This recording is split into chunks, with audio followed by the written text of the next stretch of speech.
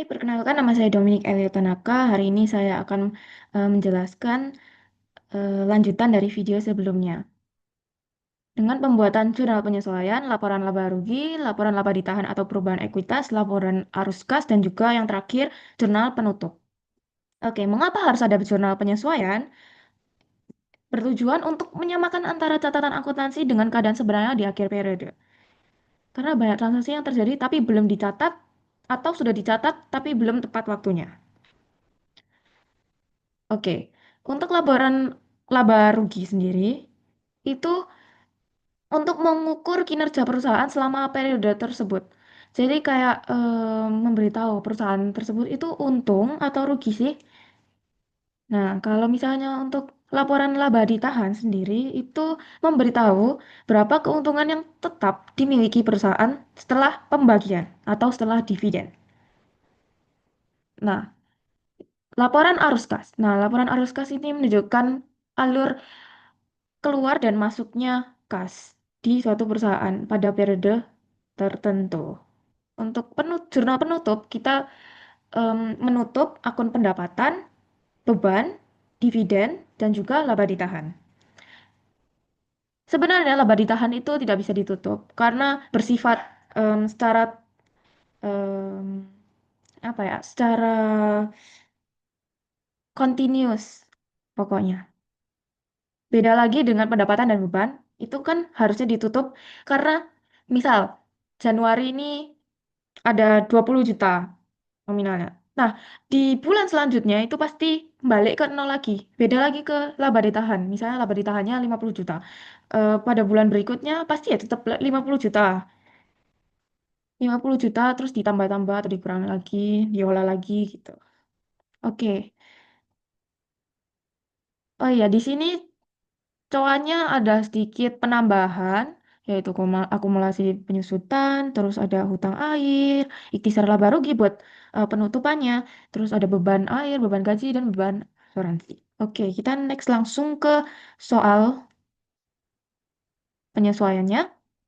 Oke, penyesuaian. Nah, di sini kita bisa lihat perhitungan barang persediaan. Pada hari Jumat 31 Januari, di akhir periode Januari, ini perhitungan barang persediaannya itu tersisa. Ini perhitungannya ini 25.000, sisanya itu 25.000 perlengkapannya. Nah, berarti kita terpakai berapa?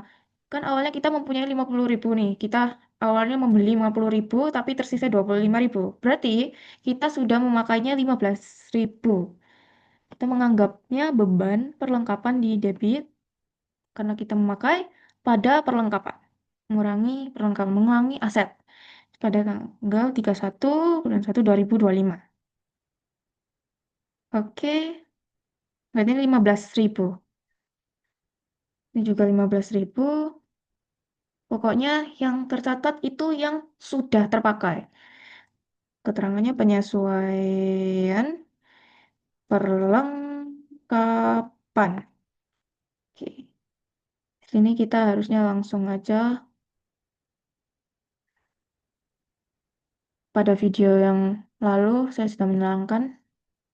Nah, hal kedua yaitu depresiasi peralatan. Kode barang. Nah, ini jenis barangnya ada meja 4, kursi 4, harga perolehan 500.000, terus 250.000 kursi. Nah, ini kan depresiasinya per tahun 25%. Cara tahu per bulannya itu berapa? Kita tinggal aja sama dengan harga perolehan dikali dengan depresiasinya per tahun dibagi, dibagi oleh 12. Biar tahu per bulannya itu berapa sih? Sama kan? Seri ini sama. Kita coba ke bawah. Nah, sama. Berarti totalnya itu 62.500. Di sini kita bisa tulis bahwa beban penyusutan karena setiap bulan atau setiap tahun terserah dengan pemilik perusahaannya itu terserah mau berapa penyusutannya. Berarti akumulasi penyusutan peralatan. Karena peralatan nggak mungkin kan nilai gunanya itu tetap sama kayak yang awal-awal kita beli. Pasti ada penyusutan. Berarti ini 62.500 62.500. Ini bilangnya penyusutan, ya penyesuaian, oh sorry, dan peralatan.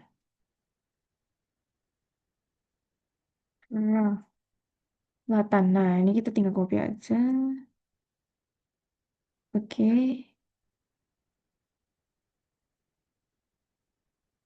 Next, pada soal selanjutnya itu ada ini. Nah, di sebelumnya kita sudah membeli asuransi dengan tenor 1 tahun. Berarti kita kan sudah membayar semuanya 20 juta. Sudah membayar 20 juta, tapi kan kita penyesuaian di bulan Januari saja. Berarti kita sudah terpakai pada bulan Januari, 1 bulan saja kan. Berarti kita anggapnya itu 1 bulan itu sebagai beban. Beban di debit. Oh ya, untuk beban itu merupakan apa ya? Mengurangi ekuitas sehingga dia posisinya ada di debit.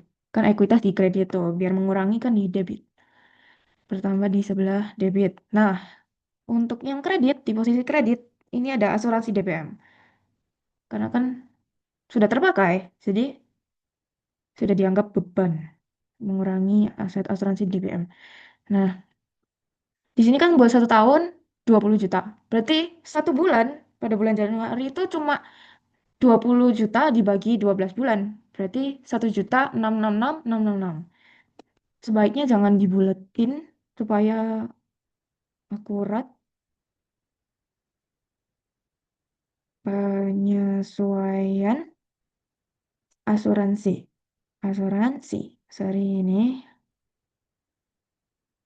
Nah, oke, next ke soal berikutnya. Nah, di sini kita sini dulu. Nah, di sini tuh ada tagihan air dan kita nggak ada bukti pembayaran apapun, nggak ada tulisan lunas atau struk dan lain-lain. Periode pengenalan Januari 2025. Tapi kita cuma menerima tagihan, tapi kita belum bayar. Berarti kita masih memiliki hutang kepada si PDAM ini.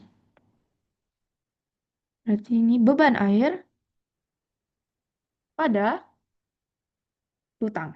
Kita anggap hutang. Karena kita belum bayar, hutang itu liabilitas, liabilitas itu bertambah, hutang itu bertambah di sebelah kredit 150.000.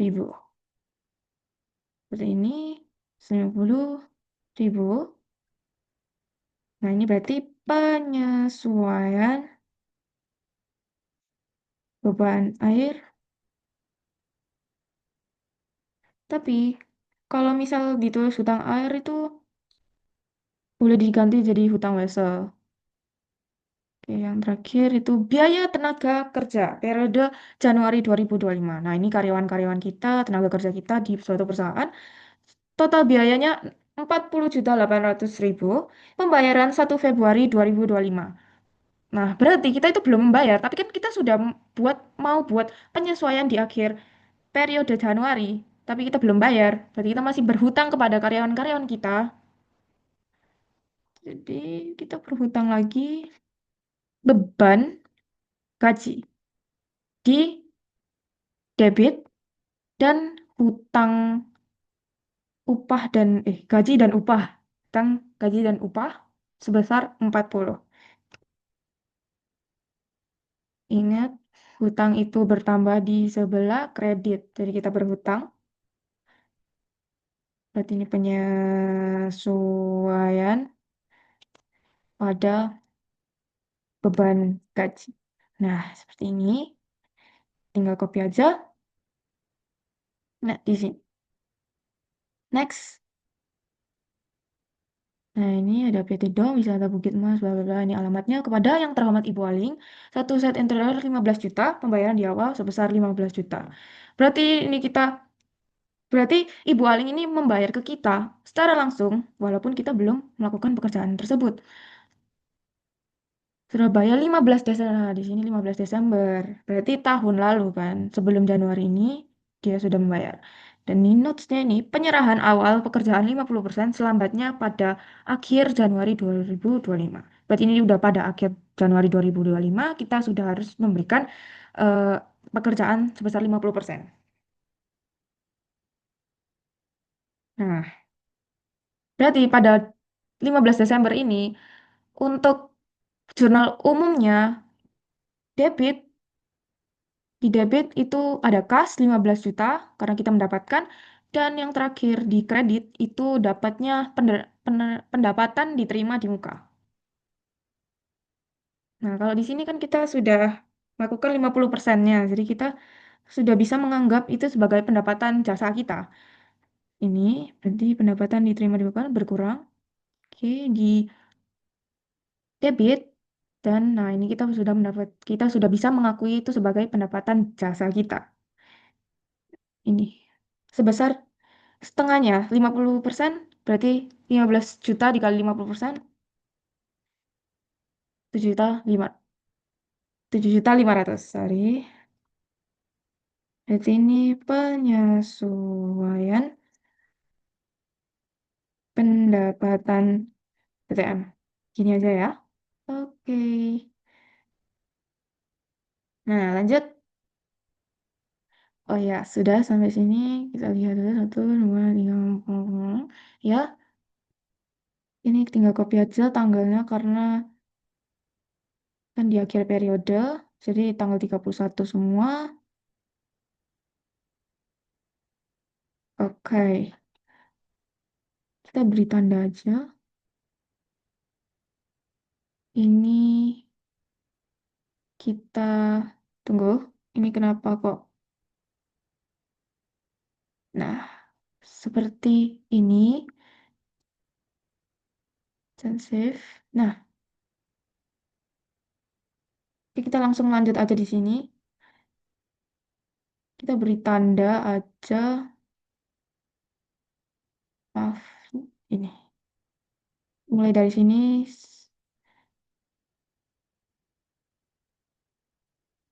sebagai warna biru. Ini buat penyesuaiannya. Ups, biru. Kayak gini. Biar tahu ini ada yang atas ini jurnal umum, yang bawah ini jurnal penyesuaian, dan yang nanti yang di bawah ini jurnal penutupnya. Nah, ini adalah buku besar sebelum penyesuaian. Nah, kita harus buat buku besar setelah penyesuaian. BBS. Buku besar setelah penyesuaian. Typo sedikit. Ups. Nah, nih. Kita nggak usah bikin ulang lagi. Kita langsung aja copy di sini. Copy. Copy. Nah, tapi kita change datanya saja. Data resource. Kita rapin dulu ya. Karena, nah ini pivot table analyze. Change data resource. Data resource. Nah, ini kan di sini cuma sampai jurnal umum saja. Yang kita mau itu sampai penyesuaian. Namanya juga buku besar setelah penyesuaian. Oke. Nah, ini sama kan?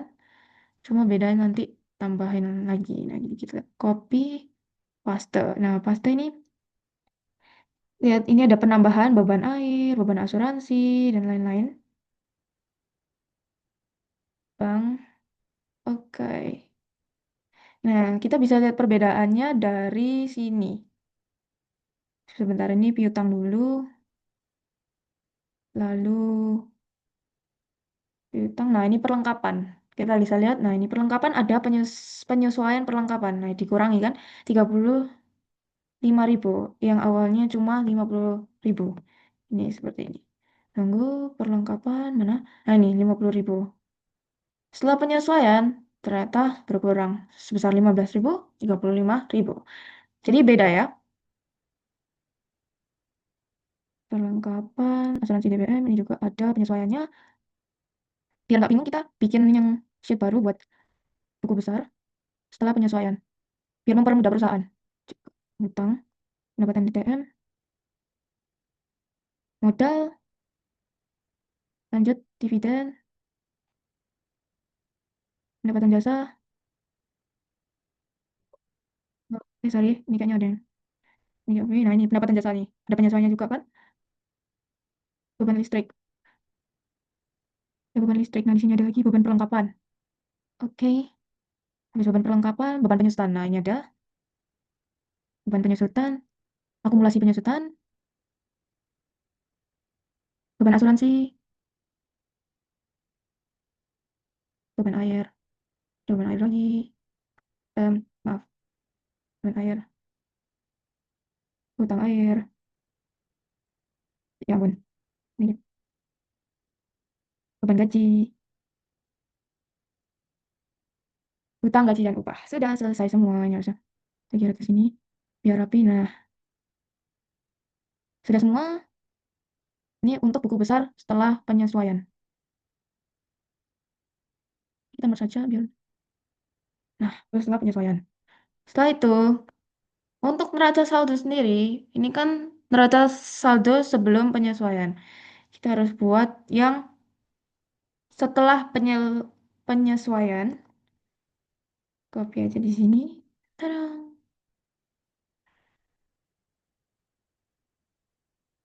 Nah, ini kita tinggal copy lagi, copy, paste,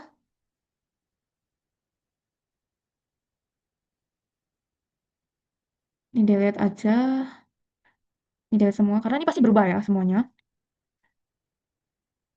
Hmm, no fill, no border juga. Nah, kita change data resource seperti buku besar setelah penyesuaian. Kita harus rename dulu setelah penyesuaian. Setelah penyesuaian. Nah, kita baru bisa ini change data resource. Nah, ini kan cuma sampai jurnal umum. Jadi kita panjangin lagi sampai pada jurnal penyesuaian. Oke. Nah, seperti ini. Bedakan dari yang itu, terus kita totalin manual lagi. Satu sum, enter, satu sum, enter. Nah, balance. Ini kita total saja. Ya, ini total buat yang ini. Kita ini lagi, borderin lagi, terus warnain pakai hijau. Hmm. Ini rata sebelum penyesuaian, rata saldo setelah penyesuaian. Oke, next kita ke laba rugi.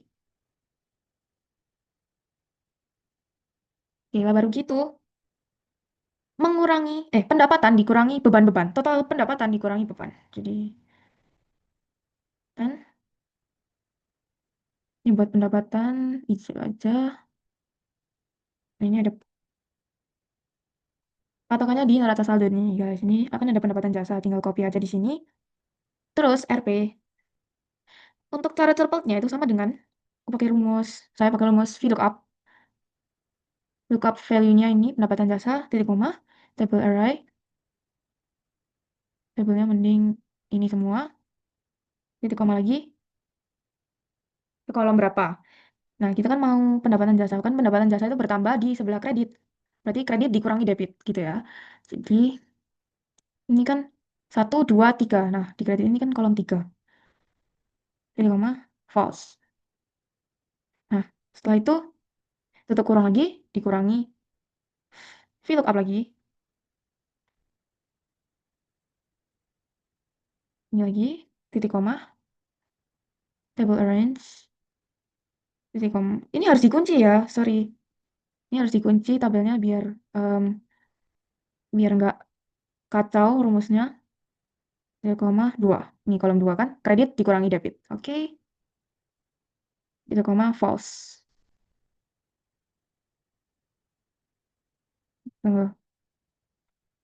Yes. Nah, setelah seperti ini sama 65 juta. Di sini kita bisa lihat ini nggak urut ya ternyata. Kita harus urutin pakai source A to Z. Nah, di sini ketahuan bahwa pendapatan jasanya cuma yang ini, nggak ada pendapatan yang lainnya. Sekarang yang beban. Kita taruh sini aja. Ya, untuk yang beban, ini semua beban. Kita cuma butuh akunnya saja. Tada. Sudah. Nah, untuk beban sendiri itu sama rumusnya seperti ini. Cuma beda itu aja sih. Cuma beda apa nih ya? Cuma beda kolom-kolomnya ini. Kalau beban kan bertambah di sebelah debit. Berarti debit dikurangi kredit. Gitu saja sih. Ini sama, tapi ini pasta aja. Karena ini nggak bisa. Karena lookup value-nya itu harus yang ini. Ini juga diganti yang ini. Kolom 2 dikurangi kolom 3. Enter. Nah, sama kan? 60, 60. Nah, ini kita jadi ini aja. Ini juga ini. Ini totalnya berapa sih? Kita taruh aja di sini kan. Total ini sama dengan sum. Ini semua. Enter. Nah, untuk laba rugi kan kita bisa tahu kalau pendapatan lebih besar dari beban berarti itu mengalami keuntungan. Laba netonya. Laba bersihnya dengan ini pendapatan dikurangi beban. Ini sudah pasti laba ya. 22.055.834. Ini laba netonya. Si warna kuning deh. Ini kita merge saja.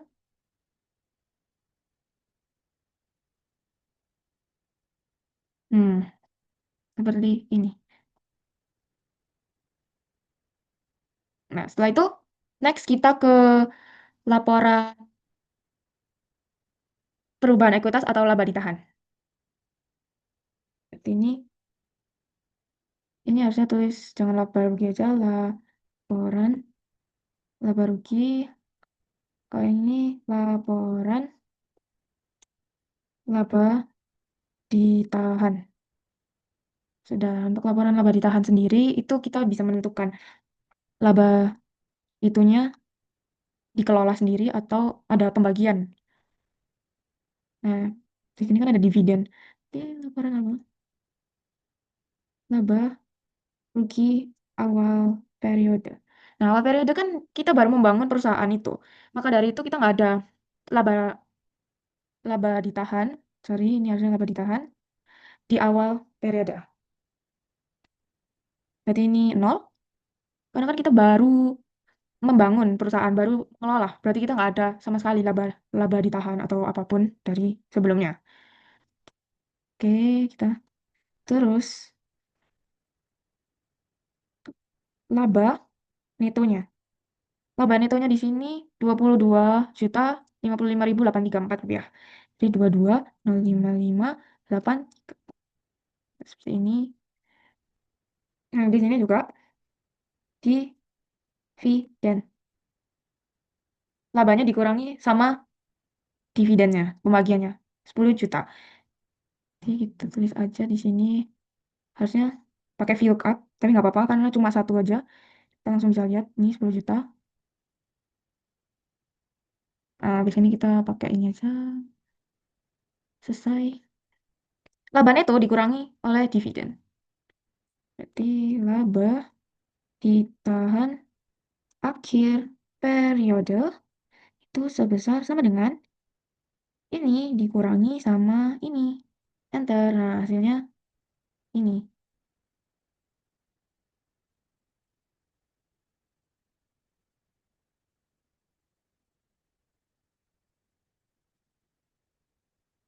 Harusnya kayak gini ya. Di sini itu laporan posisi keuangan. Keuangan. Nah, posisi keuangan ini kita bisa tahu aktiva dan pasiva. Dan keduanya itu harus balance. Aktiva antara aktiva dengan pasiva. Dengan aktiva, saya bedakan aja ya, aktiva lancar dengan aktiva tetap. Aktiva lancar itu berapa? Aktiva lancar itu kayak nggak ada penyusutan, kayak perlengkapan, terus kas, bank, itu termasuk aktiva lancar. Kalau aktiva tetap itu yang kayak peralatan, terus dikurangi akumulasi lagi. Gitu, terus aktiva lancar berarti ini kita pakai ini aja, kas, bank, piutang, nah, perlengkapan. Nah, sampai sini. Tapi seperti ini. Terus aktiva tetapnya peralatan. Peralatan ini dikurangi akumulasi penyusutan. Seperti ini.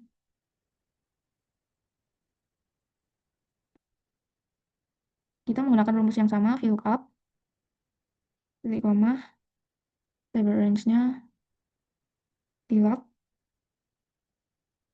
titik koma lagi, terus kolomnya berapa? Kolom 2, titik koma, false. Tutup kurung dikurangi VLOOKUP, ini juga, titik koma, table range-nya juga di sini, kunci, sebentar, kunci, titik koma, debit dikurangi kredit karena aset kan?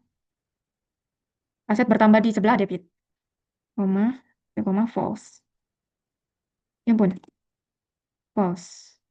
Tutup kurung, enter. Sudah, kita lihat. Nah, benar. Ini juga sama. Yang bawah juga sama. Nah, ini kan minus. Ini minus. Berarti ini dikurangi ini. Kita kasih jarak aja. Ini aja. Ini berarti total aktiva lancar. Kalau aktiva lancarnya satu sum. Enter. Nah, ini. Ini juga. Total aktiva tetap satu sum. Enter. Nah, ini segini.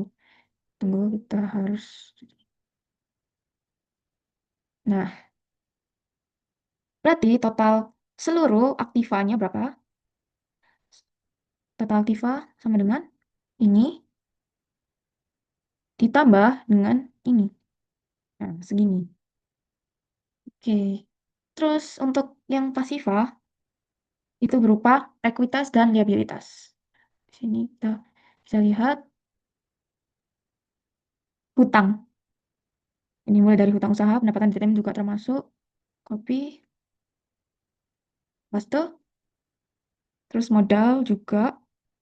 Kan dividen nggak usah karena dividen itu udah masuk ke laba ditahan akhir periode. Nanti kita pakai laba ditahannya pada akhir periode ini. Jadi modal sama laba ditahan akhir periode. Nanti kita menambahkan modal dan laba ditahan. Ini kita tinggal copy aja, terus kita rumusnya kan hutang tadi harusnya berarti 3 dikurangi 2.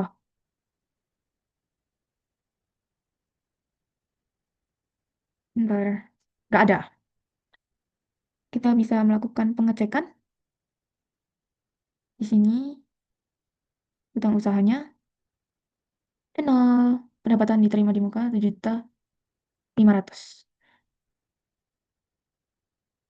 Ini nggak ada, berarti ini kita langsung delete aja. Total liabilitas. Hutang-hutang ini termasuk liabilitas. Ini nggak usah pakai. Ini kita langsung auto sum. Enter. Lanjut. Laba ditahan akhir periodenya berapa? Ini. 12.055.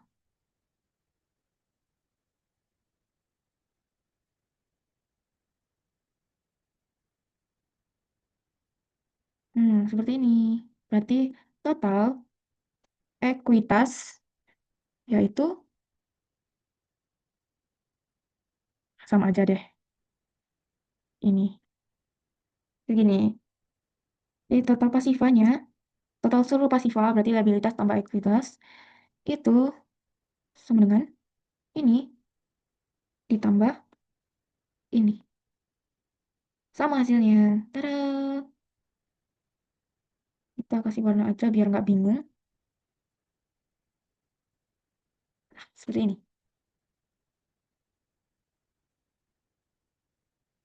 Match. Ini laporan posisi keuangan.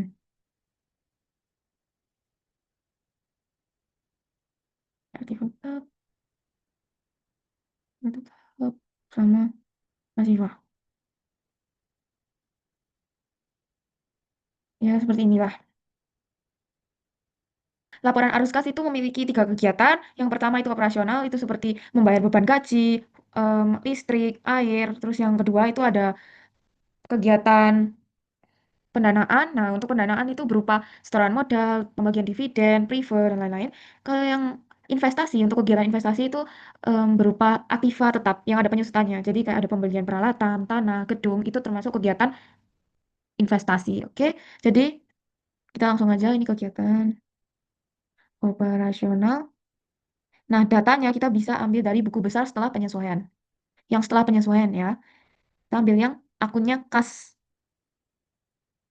Sorry, ini. Yang ini. Dan juga bank. Bank itu juga termasuk di laporan arus kas. Nah, seperti ini.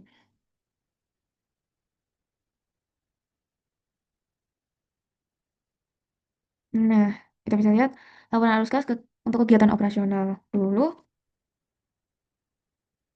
dari kas dari pendapatan. Untuk pendapatan juga termasuk kegiatan operasional. Ini pengeluaran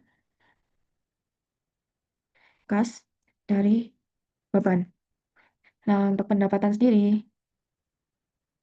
kita bisa lihat melunasi pembelian. Melunasi pembelian itu berarti dia mengeluarkan kas untuk melunasi pembelian. Nah, pada tanggal 12 ini, dia melakukan pembelian peralatan. Itu bukan termasuk operasional. Berarti peralatan itu termasuk kegiatan investasi. Oke, kita bisa ini. Kegiatan investasi, pembelian peralatan.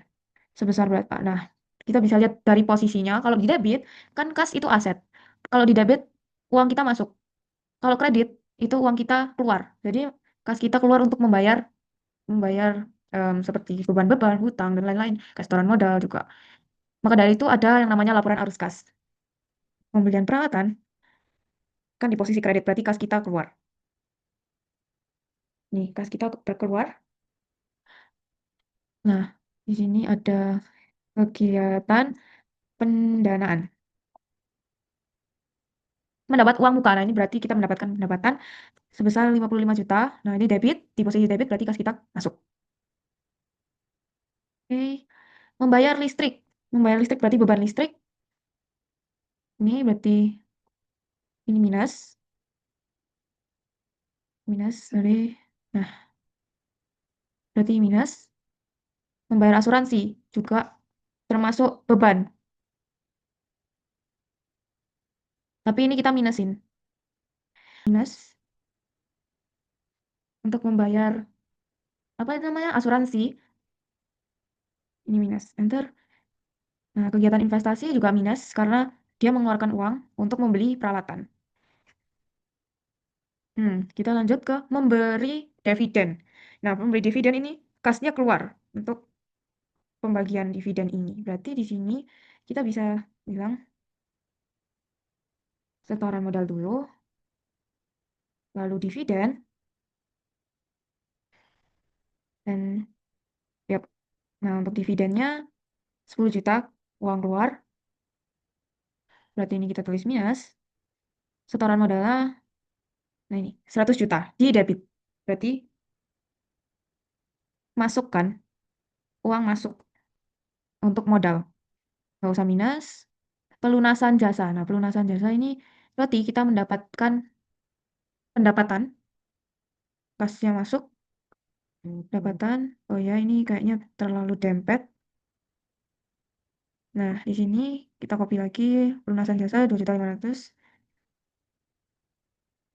Nah, seperti ini. Ini kita kasih warna biru aja. Ini juga. Ini juga. Kas awal. Kan kita nggak ada kas awal di awal periode. Periode. Berarti kan nggak ada kas akhir.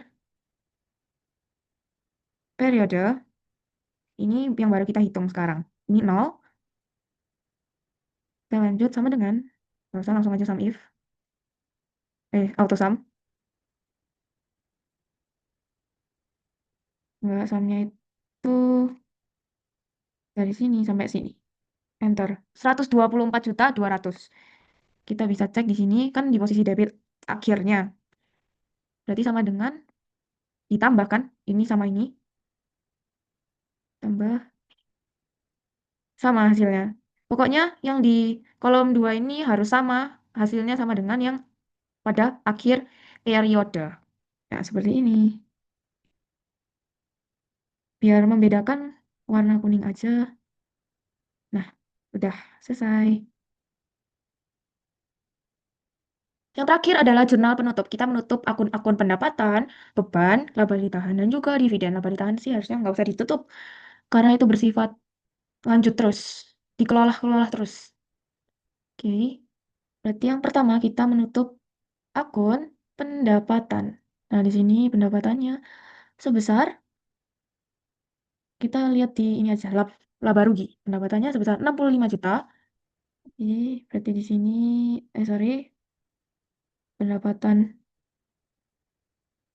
Kan kalau menutup, berarti pendapatan kan bertambah di sebelah kredit. Nah, sekarang ditutup, berarti pendapatannya di sebelah debit. Nah, seperti ini, dan acuannya ikhtisar. Ikhtisar laba rugi. Nih, tadi sebesar berapa? 65 juta. Ya, sama. Seperti ini. Penutupan pendapatan. Karena kita harus menutup pendapatan. Nah, ini juga harus aja. Nah, lanjut ke beban-beban ini. Beban penyusutan, peralatan, terus beban ini. Semuanya harus ditutup. Total pendapat di sini. Di kredit. Berarti di sini ikhtisar. Yang awalnya di debit, penutupannya sekarang berpindah ke kredit. Kayak gini. Nah, sebesar yang tadi. Kita copy aja nominalnya di sini. Karena di situ sudah ada rumusnya, VLOOKUP dan lain sebagainya. Di sini. Nah, untuk ini sama dengan sum ini semua. Kita cek apakah benar 42, nah benar. 94416 ya benar. Berarti ini penutupan beban. Hmm? Seperti ini. Lanjut, kita menutup akun laba ditahan. Karena laba ditahan tidak ditutup, berarti di sini posisinya juga masih sama. Ikhtisar, sorry, ini harusnya sampai sini tuh data validation. Eh, data, mana data validationnya ya? Oh ini, sorry, data validation. Oke, nah sudah bisa. Ini laba ditahan kan nggak ditutup, berarti posisinya tetap sama di kredit. Kalau bertambah, ini ikhtisar laba rugi pada laba ditahan. Mana? Ini. Nah, laba ditahan yang dimasukin di penutupan ini merupakan nominal dari laba netonya ini. Ya, karena kalau misalnya masukin di sini berarti nggak ada penutupan dividen karena sudah include di laba ditahan yang di sini. Jadi kita pakai yang laba neto. Yang 22.055.834. Tapi bisa aja langsung kayak gini. Kayak sama dengan, karena kan pendapatan sama beban. Berarti ini dikurangi ini. Sudah. Apakah benar? 22.055.834. Ya, benar. Nah, seperti ini ya. Tapi ini posisinya salah, sorry. Ini harusnya X pindah ke sini. Ini juga di sini. Bukan. Ini 22.055.834.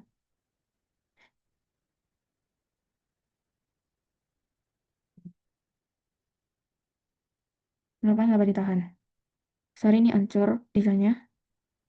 Oke, untuk dividen berarti kita menutup laba ditahan. pada dividen. Kan dividen kan posisi awalnya di debit kan. Sekarang ditutup akhirnya berpindah pembagian, pembagian kepada pembagian laba kepada investor-investor dan lain sebagainya. Nah, dividen di sini kita bisa lihat 10 juta. Kalau benar ada 10 juta, ya benar. Berarti di sini 10 juta, 10 juta. Penutupan dividen. Nah, ini karena laba ditahan ini berkurang karena dividen, adanya pembagian. Selesai. Sudah ada pendapatan, sudah ada beban, terus laba ditahan dan juga dividen. Cukup empat ini aja. Terus kita ke sini, terus kasih warna hijau. Nah, ini untuk penutupan, ini buat penyesuaian, yang biru, yang putih ini buat jurnal umum. Sudah. Coba ya kita hitung. Sorry. Harusnya ini langsung aja auto sum. Enggak dari sini sampai sini, dari sini sampai sini. Bentar, ini juga kah? Oh, beda. Apa yang beda? Oh ya, karena saya tadi bloknya cuma sampai sini, harusnya ada 10 juta di sini. Jadi ini sampai 8. Enter. Nah, sudah balance. Keduanya jurnal penutupnya. Kita coba cek yang jurnal sum, jurnal penyesuaian yang ini. Enter. 50 juta sama dengan sama lagi yang sebelah kreditnya. Coba sampai sini. Sama. Ini untuk jurnal penyesuaiannya. Oke, sampai itu aja sudah penutup. Sekian dari video kali ini. Terima kasih.